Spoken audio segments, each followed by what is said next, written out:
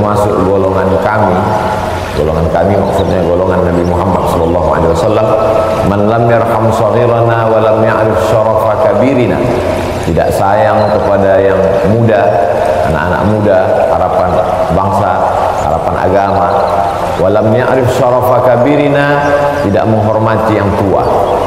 Maka anak-anak muda yang menyambut tadi di depan, mudah-mudahan dijaga Allah dari segala perbuatan maksiat, selamat dari narkoba, selamat dari zina, selamat dari LGBT. Kita sayangi mereka karena itu bagian dari cara yang diajarkan Nabi Muhammad SAW. Adapun orang-orang tua kita yang sama-sama kita hormati, Syekhuna Al-Fadil Al-Mukarram Al-Ustaz Kiai Haji Dr. Lutfi Fathullah, yang selama ini kita ambil ilmu dari mulai mustalah hadis sampai kajian hadis, khususnya Sahih Bukhari yang beliau ajarkan di televisi. Biasanya para asatiz hanya mengajar mau'izah hasanah, ceramah umum, tabligh akbar. Rasanya sepengetahuan saya dari beliau lah kita dapat hadis-hadis Sahih Bukhari berurutan dari awal sampai akhir. Mudah-mudahan panjang umur, sehat badan, bermanfaat buat umat. Pengurus dari mulai ketua seluruhnya tak dapat saya sebutkan.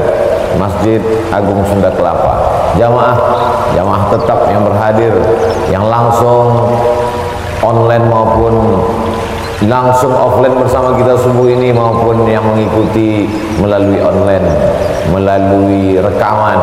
Insya Allah apa yang kita lakukan subuh ini menjadi amal soleh yang dapat kita jadikan bekal menghadap Allah Subhanahu wa ta'ala. Kullu amrin zibalin, semua amal yang baik, walam yubda bi bismillah, kalau tidak diawali dengan nama Allah, fahuwa aqta, maka amal itu putus. Dia hanya sekedar rutinitas semata, tak dapat dibawa sebagai amal ketika menghadap Allah Subhanahu wa ta'ala. Maka segala sesuatu diawali dengan ada dua bentuk. Satu disebut dengan bismillah, dalam riwayat lain disebut dengan bihamdillah. Dua-duanya kita pakai. Dimulai dengan bismillah, bismillahirrahmanirrahim. Dimulai dengan alhamdulillah, alhamdulillahirabbil alamin. Setiap majelis, kalau di majelis itu tidak disebut namanya, maka majelis itu menjadi antana jifah, majelis bangkai, busuk dan berbau. Maka namanya kita sebut Allahumma salli ala sayyidina Muhammad wa ala ali sayyidina Muhammad. Allahumma salli ala sayyidina wa maulana wa syafi'ina wa dzukhrina Muhammad wa ala ali Muhammad. Dia disebut dengan sayyidina karena dia sendiri menyebut namanya sayyidina. Ana sayyidu waladi Adam, aku ini adalah pemimpin anak cucu Adam. Maka kita menyebutnya sayyidina. Kita menyebutnya maulana karena dia sendiri menyebut dirinya maulana. Man kuntu maulahu, siapa yang menganggap aku sebagai pemimpinnya, fa'ali maulahu, maka Sayyidina Ali pun pemimpinnya. Maka kita menyebutnya maulana. Kita juga menyebutnya syafi'una karena dia syafi'un musaffa', dia pemberi syafaat karena dia diberi kuasa oleh Allah Ta'ala untuk memberikan syafaat. Maka kita menyebutnya syafi'ina Muhammad sallallahu alaihi wasallam, dan kita bangga menjadi umatnya. Lau kana Musa hayyan ma wasa'ahu illa ayat tabi'ani. Seandainya Nabi Musa itu hidup, maka dia pasti akan mengikuti aku, kata Nabi Muhammad sallallahu alaihi wasallam. Nabi Musa saja ingin menjadi umat Muhammad sallallahu alaihi wasallam, maka kita bangga menjadi umatnya. Kita menyebutnya zuhrina, kebanggaan kita. Nabi besar, sayyidul anbiya wal mursalin, sayyidul khalqi ajma'in, sayyidina maulana Muhammad sallallahu alaihi wasallam. Karena dialah kita mengenal Allah, karena dia kita tahu bahwa subuh ini memiliki keutamaan yang luar biasa. Man shallas subha fi jama'atin, siapa yang salat subuh berjamaah, faka'annama shallal laila kullah, sama seperti orang yang salat sepanjang malam. Tadi dikatakan adinda protokol, ada yang sudah sampai ke masjid ini jam 3. Orang yang sampai ke masjid ini jam 3 bisa jadi karena memang rutinitasnya bangunnya cepat sampai jam 3, bisa jadi karena memang mencari fadilah, keutamaan waktu sahur utama. Wabil asharihum yastaghfirun, dia tidak ingin kehilangan waktu utama beristighfar menjelang sahur, menjelang subuh. Bisa juga datang jam 3 karena salah jadwal, bisa juga.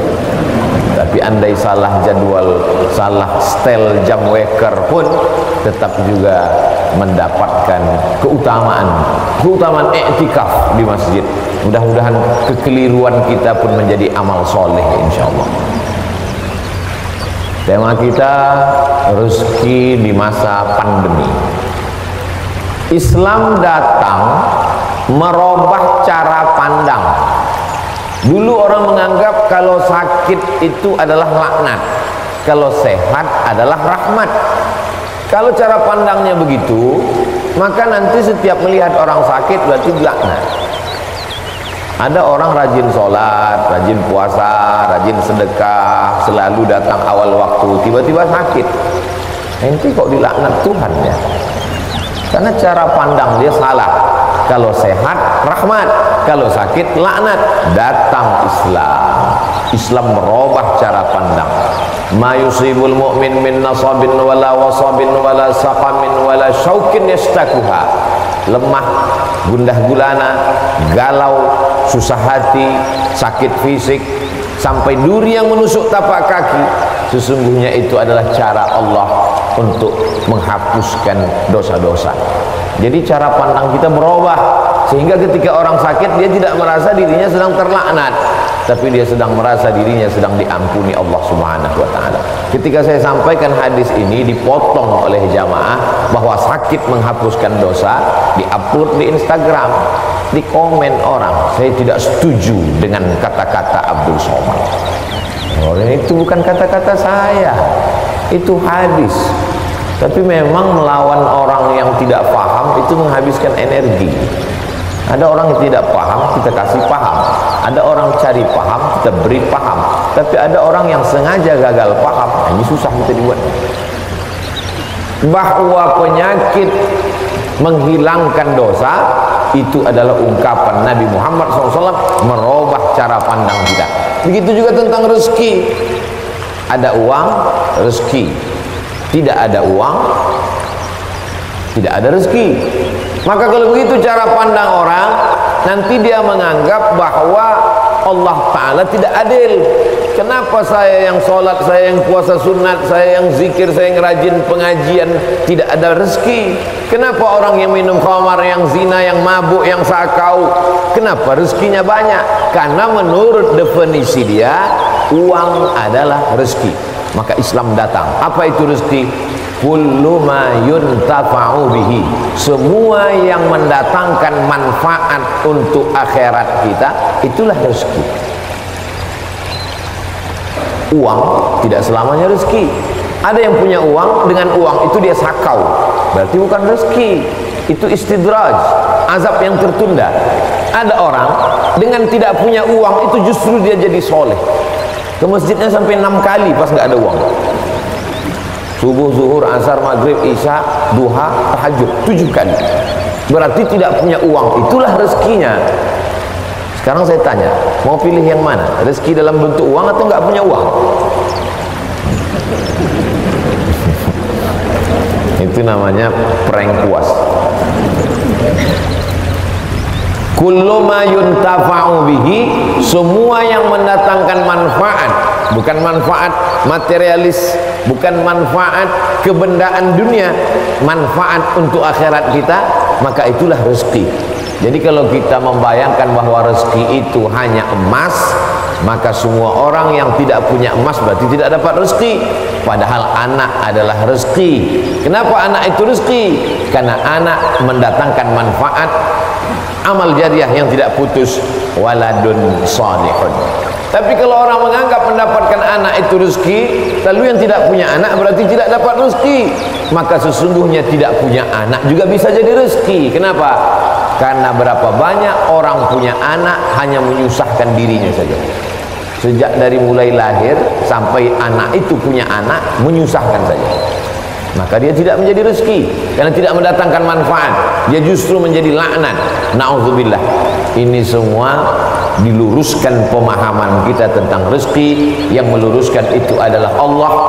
Dikirimnya Nabi yang dia pilih, Nabi Muhammad SAW, supaya kita faham, jangan sampai salah.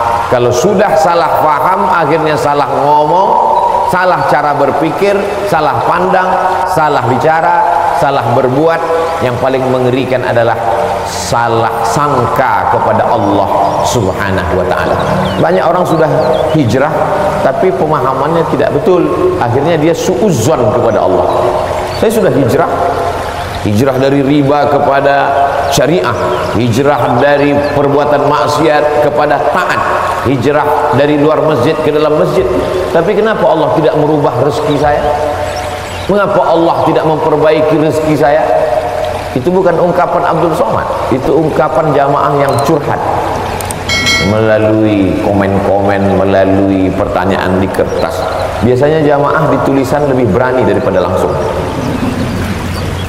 Saya baca tuh di komen-komen, kenapa Allah tidak mengubah rezeki saya? Allah sudah merubah rezekimu, tapi cara pandangmu tentang rezeki itulah yang belum berubah. Kalau kita sudah merubah cara pandang kita, maka insya Allah segala yang kita terima itu adalah rezeki.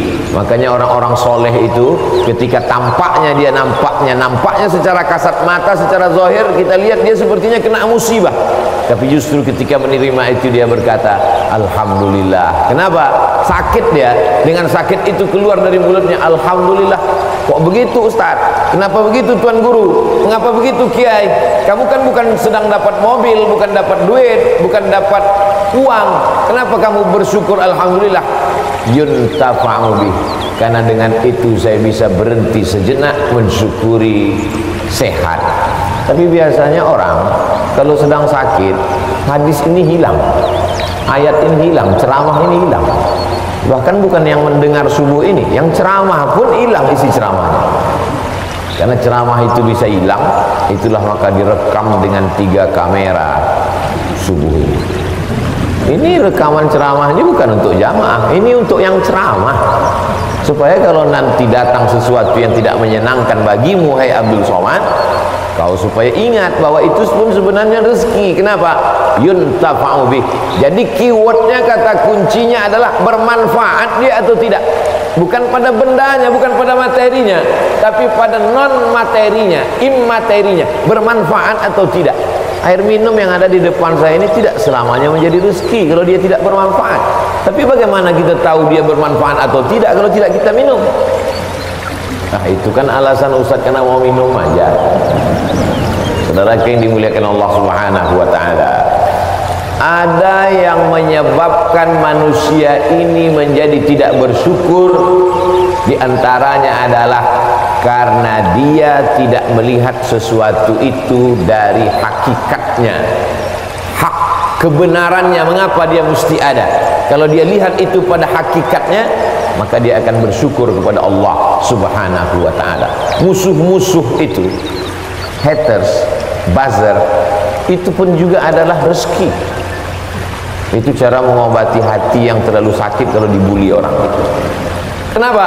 Karena dengan adanya dia, manusia menjadi sadar. Orang-orang yang terhormat dimuliakan. Saya begitu turun tadi disambut, dimuliakan, diiringi sampai kemari diberikan. Di mana-mana saya sholat sajadahnya 1. Di Masjid Sunda Kelapa berapa tadi sajadah? Uas.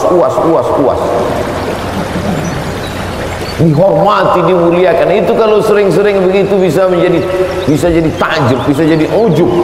Tapi begitu kita diejek, dicaci maki, dibully oleh haters, oleh buzzer, yuntafa'u, bermanfaat. Ini namanya rezeki dalam bentuk haters. Tidak selamanya rezeki itu dalam bentuk lovers. Jadi nanti buat judul kajian khusus untuk generasi milenial, rezeki between haters and lovers.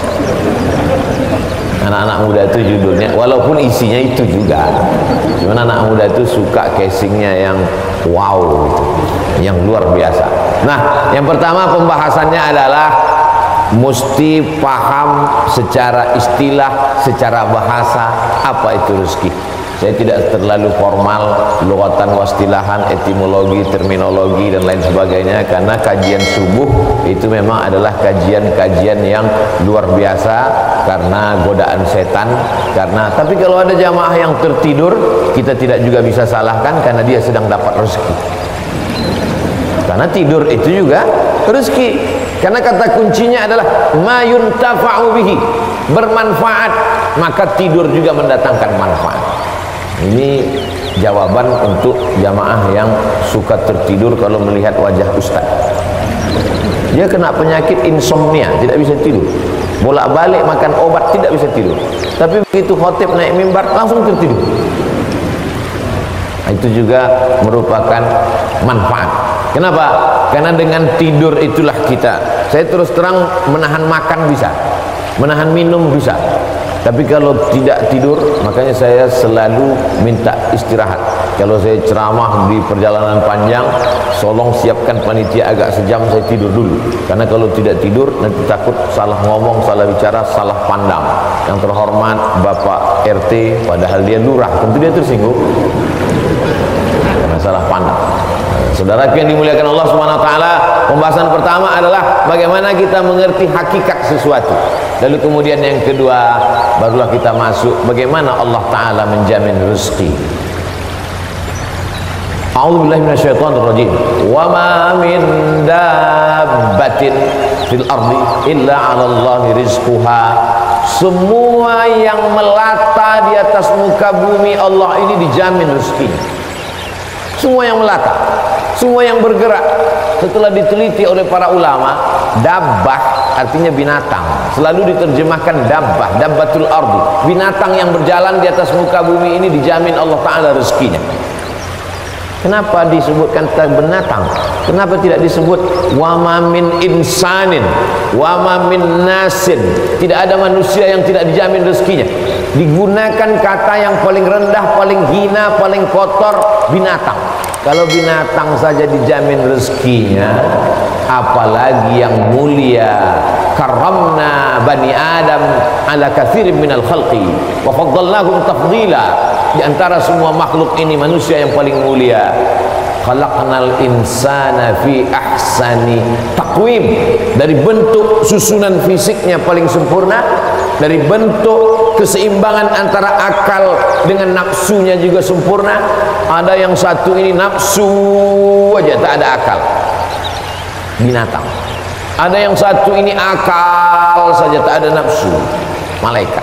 Makanya kalau ada teman kita nafsu aja, tak ada akal, kita udah tahu dia sama geng mana. Maka paling sempurna bentuknya, keseimbangannya manusia. Tapi Allah tidak sebutkan manusialah yang kujamin rezekinya, tidak. Allah sebutkan yang paling hina. Kalau binatang yang kotor tidak berakal saja dijamin Allah rezekinya, apalagi manusia. Maka ada ungkapan pepatah orang Melayu, rezeki musang tidak akan dihabiskan harimau. Rezeki musang tak akan pindah ke mulut harimau. Secara fisik harimau lebih besar, secara fisik harimau lebih buas, lebih gagah, lebih tajam taringnya. Raja hutan, raja rimba. Musang biasa saja. Bahkan ada musang yang paling keren ya kopi luwak, karena itulah makanan dia. Tapi rezeki musang tidak akan mungkin dihabiskan harimau. Kalaulah gara-gara harimau musang itu tidak makan, maka sudah lamalah musang itu punah dan musnah, tidak ada lagi di permukaan bumi. Tapi sampai hari ini musang masih tetap ada dan harimau pun tetap ada. Begitu Allah Subhanahu wa taala mencari, menyediakan rezekinya. Binatang yang melata, melatanya tidak pula di atas tanah. Justru dia unik. Kalau binatang yang lain kakinya di atas tanah, kepalanya, dia justru terbalik. Justru kaki dia yang ke atas, dia yang ke bawah. Bukan Spiderman, cicak. Makanannya pun luar biasa. Yang dia makan tidak melata tapi yang terbang, nyamuk. Bisa juga dia makan. Jadi kalau ada orang dikasih Allah Ta'ala tangan, kaki, kudrat, iradat, kemauan, kehendak, dikasih Allah Ta'ala akal sehat, badan sehat, segar bugar, tapi cemas dengan rezekinya, dia mestinya malu dengan cicak. Kemudian bagaimana Allah Subhanahu wa taala membagi rezeki itu? Lau tawakkaltum 'alallah haqqa tawakkuli. Kalau kamu bertawakal kepada Allah sebenar-benar tawakal, la razaqakum kama ruziqat thair. Kamu diberi Allah rezeki sebagaimana seekor burung mendapatkan rezeki. Bagaimana seekor burung mendapatkan rezeki? Taghdu khimasan wa taruhu bitanan. terbang keluar sarang pada waktu pagi dalam keadaan perut kosong dan pulang dalam keadaan perut kenyang. Sampai hari ini belum ada burung yang tidak mau terbang karena khawatir dapat rezeki atau tidak. Burung merpati terbang tinggi, tahu dia di mana letak sarangnya dan pulang dia dalam keadaan perut kenyang. Padahal yang diberikan Allah kepada dia cuma dua, paruh dengan cakar kakinya. Dengan dua itu bisa dia makan. Uniknya burung-burung ini adalah makanannya berada di dalam air, dia di atas udara, lalu kemudian dia hanya sebentar saja memantau, masuk dia ke dalam dan bisa diangkat kembali. Kalau tidak percaya pada isi ceramah saya ini, sering-sering nonton film yang isinya binatang aja, tentang flora dan fauna, tentang hewan, tentang burung. Aneh dan uniknya, yang menyuruh kita untuk mempelajari binatang hewan ini adalah Allah SWT. Tapi yang mempertontonkan kita, kameramennya sampai berbulan-bulan di dalam hutan untuk menampilkan, hanya memperlihatkan seekor burung bisa menangkap seekor ikan, untuk memperlihatkan bagaimana Allah membagi rezeki kepada kita. Sesungguhnya di balik konten yang luar biasa ada kameramen yang sangat tersiksa. Jadi besar sekali jasa kameramen.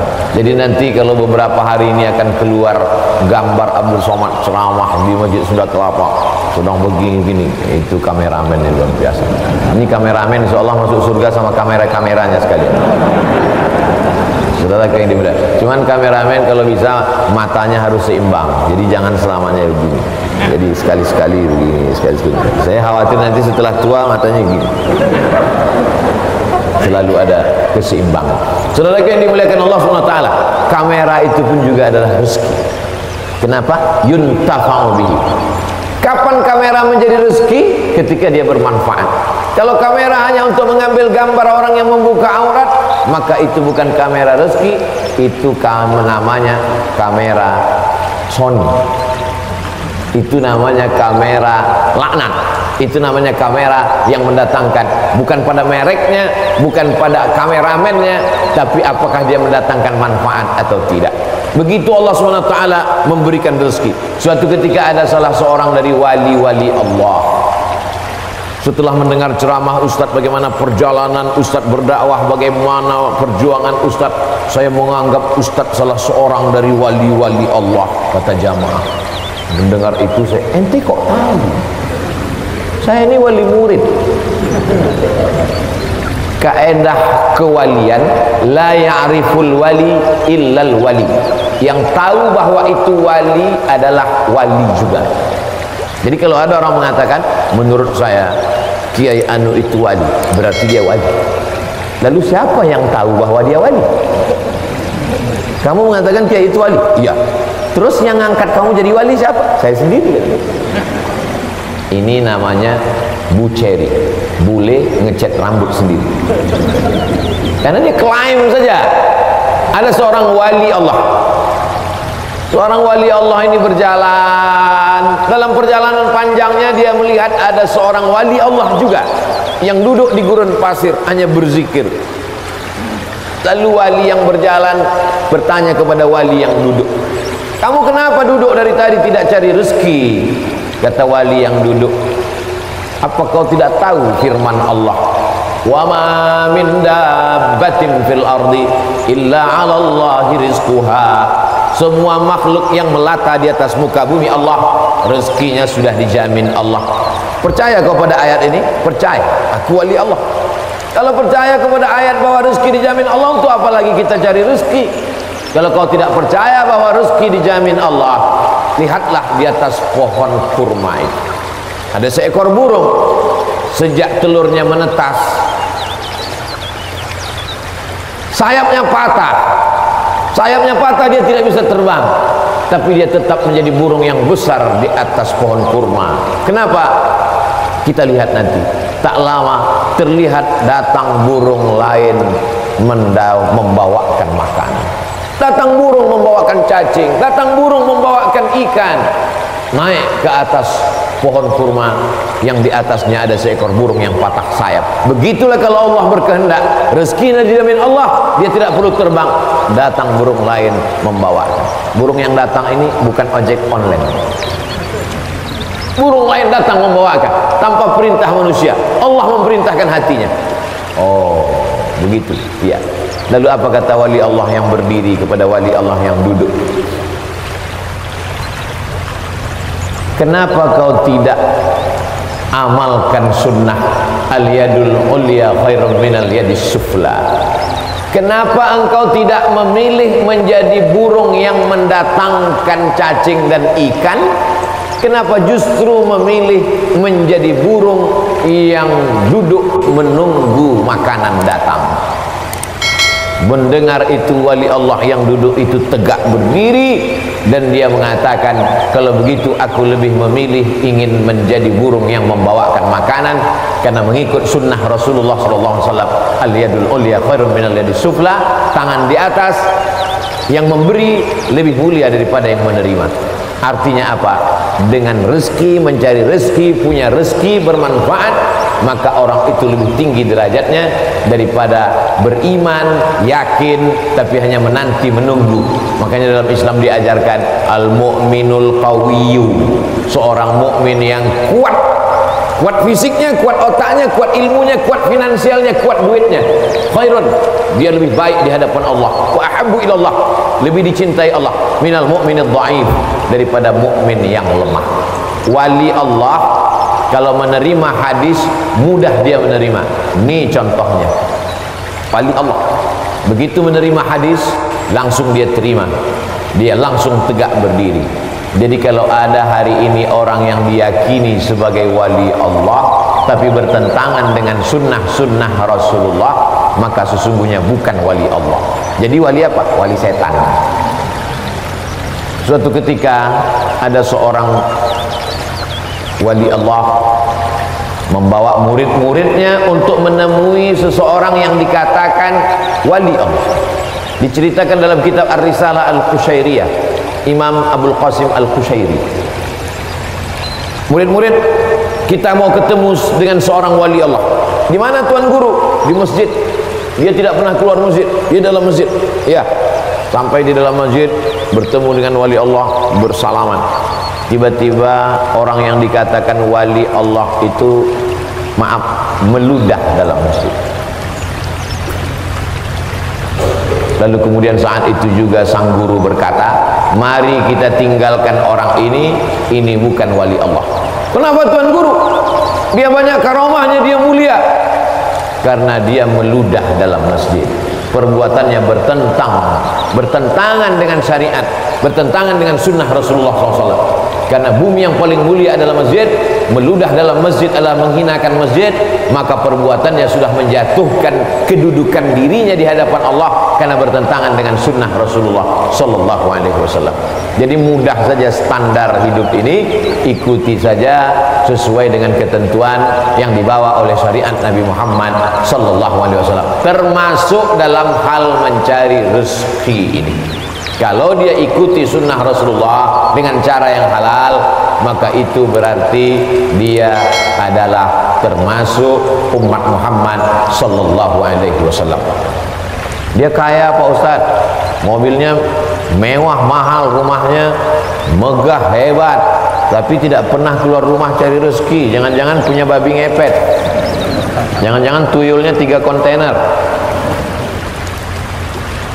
Nahnu nahkumu bizawahir, kita menghukum orang itu dengan melihat zahirnya.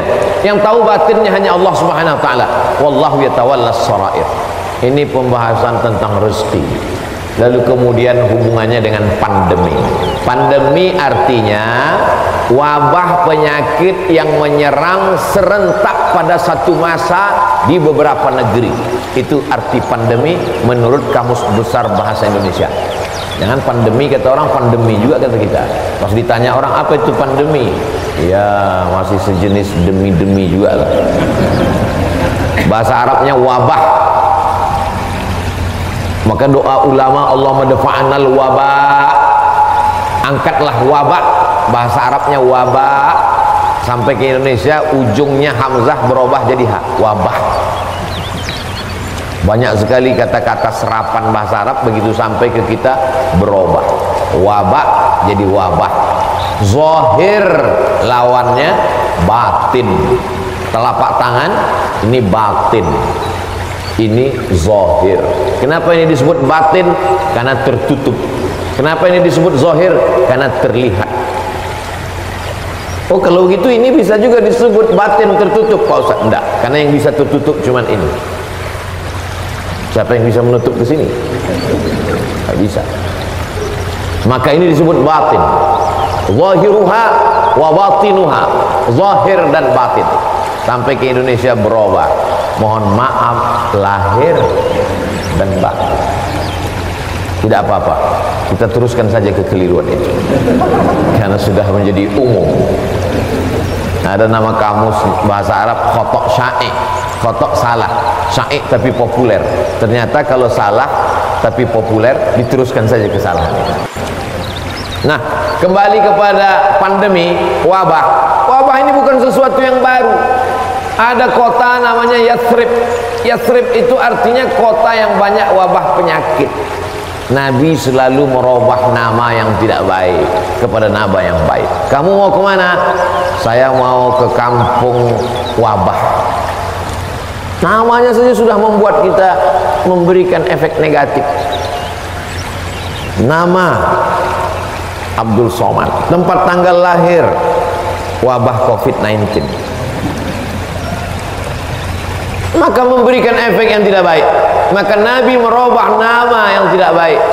Yathrib dirubah Nabi namanya menjadi Al-Madinah Al-Munawwarah, kota peradaban yang terang benderang. Kenapa terang benderang? Ketika Nabi datang ke sana, maka terang benderanglah hati mereka, terang benderang pikiran mereka, terang benderang kota Madinah. Mereka sambut dengan Tola'al Badru alaina. Badru artinya bulan purnama yang terang benderang. Kalau bulan itu bulat, namanya Badar. Kalau bulannya masih sabit, namanya hilal. Yang selalu dicari-cari orang, hilal. Hati-hati kalau ibu punya suami hilal.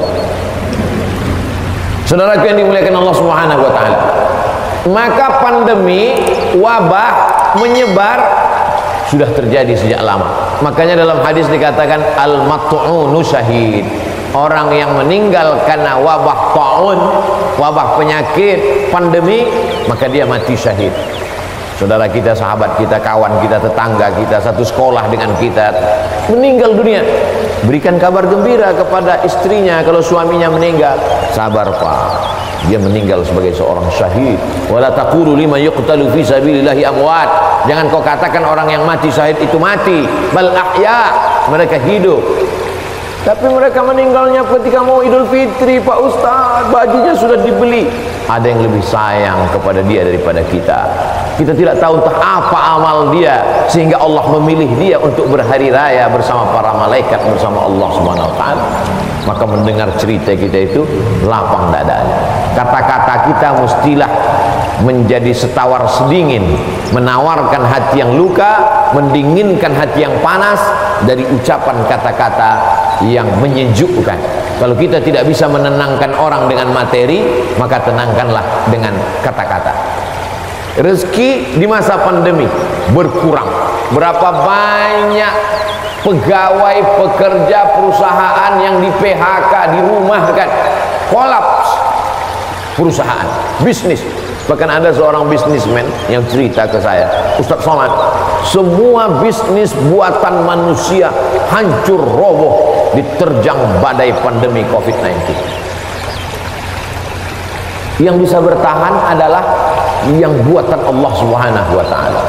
Tanaman kelapa sawit, harga karet, kelapa bertahan. Bisnis yang diciptakan, dibuat manusia, dikreasikan manusia, tumbang Pak Ustaz. Tapi orang beriman tidak pernah berputus asa. Kenapa? Karena dia melihat, memandang itu sebagai hakikat yang datang dari Allah Subhanahu wa taala.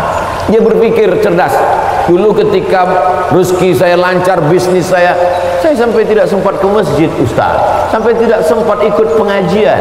Alhamdulillah, dengan adanya pandemi ini kami masih bisa menyekolahkan anak, masih bisa makan, mungkin rezeki berkurang, tapi saya lebih sering ngaji Pak Ustaz.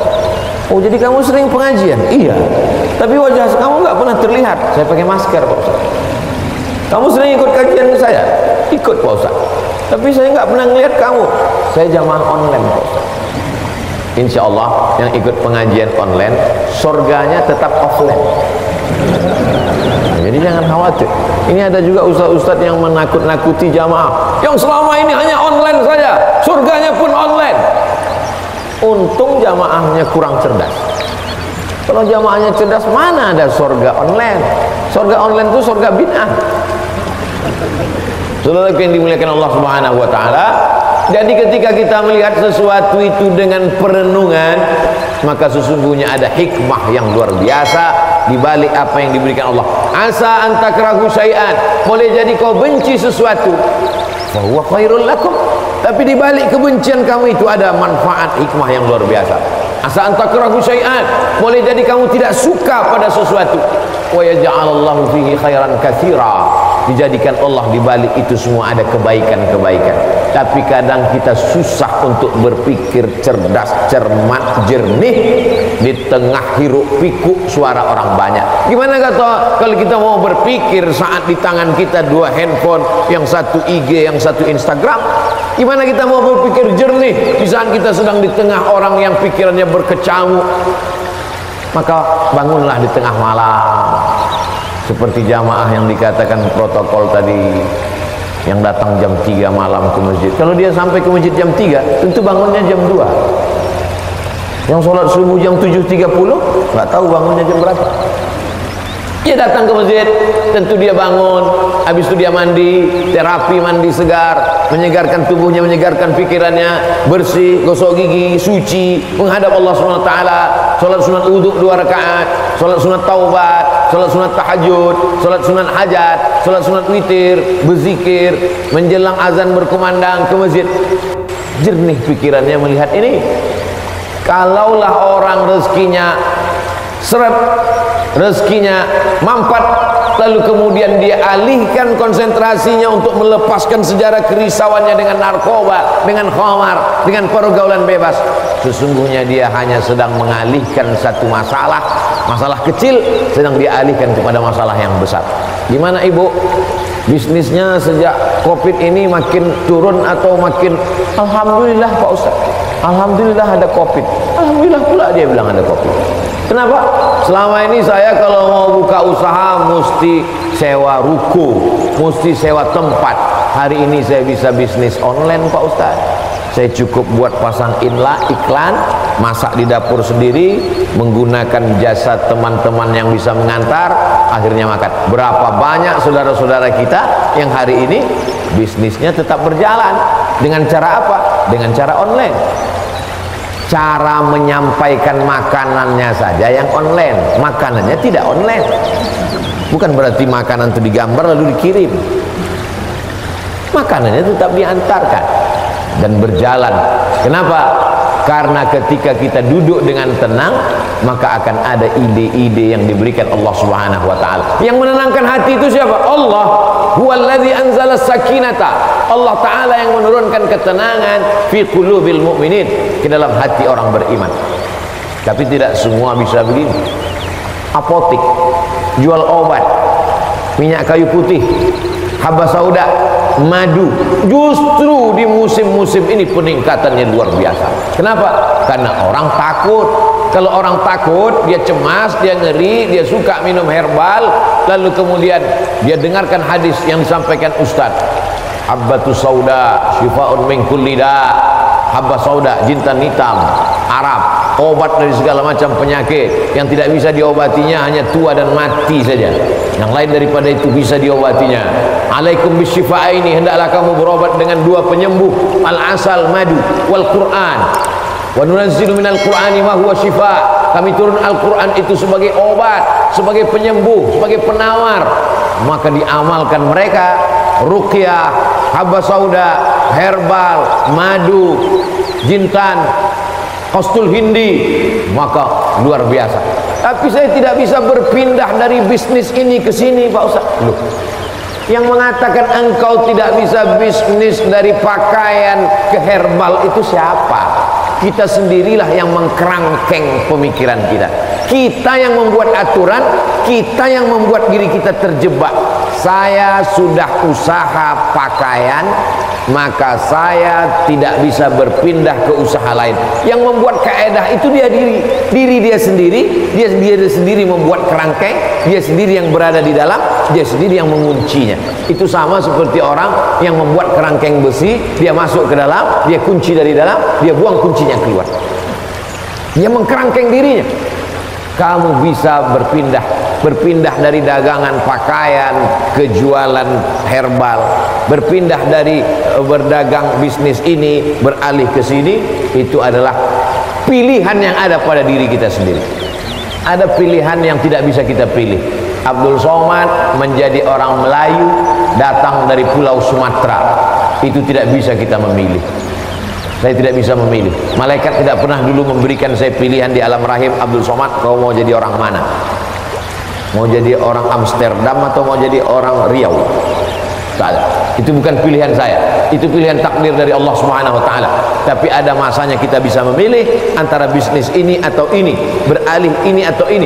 Ustaz, ada yang mau saya tanyakan, Ustaz? Ya, silakan. Bolehkah saya beralih bisnis? Boleh. Yang tak boleh beralih ke lain hati. Saudaraku yang dimuliakan Allah Subhanahu wa taala. Jadi bagaimana tiba-tiba pikiran kita menjadi sempit sampai tidak nampak solusi? Bagaimana tiba-tiba hati kita ini menjadi beku sampai semuanya terasa menyulitkan, menyusahkan kita? Maka Allah Subhanahu wa taala memberikan kita kelapangan. Man lazimal istighfar, siapa yang melazimkan istighfar, mengistiqomahkan, mengamalkan istighfar, ja'alallahu lahu min kulli dhiqin makhraja. Habis waktu ceramah. Oh, matahari terbit. Hebatnya di Masjid Agung Sunda Kelapa, setiap matahari terbit bunyi alarm. Setiap matahari terbit bunyi alarm. Setiap matahari terbit bunyi alarm. Lama-lama jamaah mengambil kesimpulan bahwa kalau alarm tidak berbunyi, matahari tidak terbit. Kalau ada usaha, baru ada rezeki. Kalau ada usaha, baru ada rezeki. Kalau ada usaha, baru ada rezeki. Kalau tidak ada usaha, berarti tidak ada rezeki. Rezeki terbagi dua. Ada rezeki yang bersifat mauhibah, pemberian Allah. Ada rezeki yang bersifat al-kasbu, usaha. Dan berapa banyak rezeki yang berdasarkan pemberian Allah Ta'ala jauh lebih besar daripada usaha. Tapi jangan gara-gara ini lalu orang tidak mau berusaha. Usaha datang dari kita, pemberian datang dari Allah. Cobalah tanya bisnismen orang-orang kaya itu, apakah dari usahanya itu datang? Berapa banyak usahanya biasa saja, tapi pemberian Allah Subhanahu wa taala luar biasa. Yang dinilai Allah adalah bagaimana seorang hamba berusaha. Itulah ahlus sunnah wal jamaah. Adapun orang yang berpangku tangan menunggu hujan turun dari langit, mereka adalah ahlul bid'ah wad dhalalah. Namanya kelompok Jabbariyah. Jabr, al-jabr. Ada wali nikah itu namanya wali majbur, wali yang boleh memaksa. Jabbariyah orang yang terpaksa. Kata dia, hidup dia ini terpaksa karena takdir. Kau kenapa tidak berusaha? Semua sudah ditakdirkan Allah. Kau kenapa mabuk? Saya tidak ada niat mabuk, Pak Ustaz. Saya terpaksa karena takdir. Dua salah dia. Pertama, dia berbuat dosa. Yang kedua, dia mengkambing hitamkan Tuhan atas segala dosa-dosanya. Maka orang seperti ini dihukum double oleh Sayyidina Umar bin Khattab. Pada zaman Umar pun spesies manusia seperti ini sudah ada. Yang sekarang ini hanya pengikut-pengikutnya saja, neonya, model barunya muncul di zaman modern ini. Maka orang seperti ini bukan ahlu sunnah. Ahlu sunnah adalah berkeyakinan bahwa rezeki dijamin Allah, tapi dia juga berusaha. Menurut Imam Abdul Hasan al-Ash'ari, maka itu yang disebut dengan al-kasbu wal ikhtiar. Ada usaha. Subuh ini saya sudah ditakdirkan Allah Subhanahu wa taala ada 2 minuman. Yang berada di atas meja ini walaupun nampaknya 3, yang minuman 2. Yang ini hand sanitizer. Lalu kemudian saya boleh memilih antara tiga ini. Yang mana yang mau dipinum, boleh pilih. Mau yang ini atau yang ini, tapi jangan yang ini. Ketika dia sudah diberikan kepada saya, maka ini milik saya, ini udah takdir saya, ini ketetapan untuk saya. Tapi saya mesti menggerakkan tangan saya, mesti memasukkannya ke mulut saya. Semuanya datang dari Allah.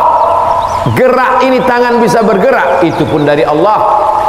Hati ini untuk condong kemana, itu pun dari Allah. Itulah mengapa dikatakan wallahu khalaqakum wa ma ta'malun. Allah menciptakan kamu dan perbuatan kamu. Perbuatan kamu itu pun juga ciptaan Allah, karena semua datang dari Allah. Menulis, tangan yang menulis ciptaan Allah. Pena, kertas, itu pun ciptaan Allah. Maka dikatakan bahwa kamu dan perbuatan kamu adalah ciptaan Allah. Tapi kita punya pilihan. Wa nafsin wa ma sawwaha, demi jiwa dan penciptaannya. Fa alhamaha fujuraha, ada jalan kiri, jalan fujur, jalan bengkok, jalan hitam. Wa taqwaha, jalan kanan, jalan baik, jalan putih. Maka kita tinggal memilih. Ketika pilihan kita benar, kita dapat surga. Walladzina amanu wa 'amilus solihati ulaika ashabul jannah walladzina kafaru wa kadzdzabu bi ayatina ulaika ashabun nar. Jangan dengan penuh kesadaran sendiri menabungnya di bank konvensional haram, duitnya duit riba, dimakan dengan penuh kesadaran. Ketika ditanya, kau makan riba? Iya, tapi ini haram. Takbir, susah saya menolaknya. Tidak bisa begitu, karena kita punya pilihan untuk mengalihkan dia dari konvensional ke syariah. Kita punya pilihan untuk memilih antara yang haram dengan yang halal.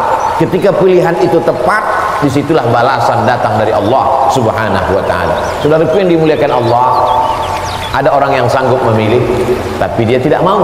Ada orang yang tidak tahu, ada yang pura-pura tidak tahu. Maka semua jenis manusia ini nanti akan mempertanggungjawabkannya di hadapan Allah Subhanahu wa ta'ala. Dengan mengaji kita menjadi tahu. Setelah tahu, ujiannya lebih berat. Selama ini kita tidak tahu, kadang-kadang ada enaknya juga tak tahu. Ada mahasiswa lama, ada mahasiswa baru. Mahasiswa lama dengan mahasiswa baru duduk di tempat yang sama, mau daftar ulang di awal tahun ajaran. Tiba-tiba turun seseorang lewat, mahasiswa lama lari pontang-panting, mahasiswa baru nyantai sambil duduk merokok, melihat cuek aja. Memangnya yang lewat itu siapa?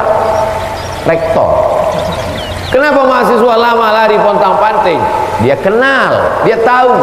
Kenapa mahasiswa baru cuek saja seperti tak ada masalah? Karena tidak tahu. Makanya banyak orang sekarang tidak mau tahu dengan agama. Kenapa?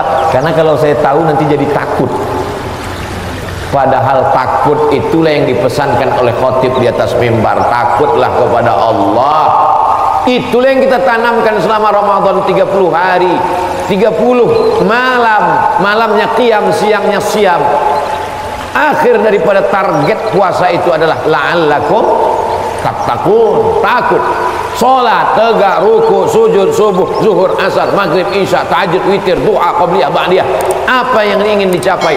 Inna salata tanha 'anil fahsya wal munkar. Kajian subuh, kajian kita ini, apa target visi misi dari kajian ini? Kajian ini supaya takut kepada Allah. Jangan sampai makan haram. Jangan gara-gara pandemi ini lalu kita kemudian berubah keyakinan. Makanya pesan Nabi, qul amantu billah, berilah aku pesan ya Rasulullah.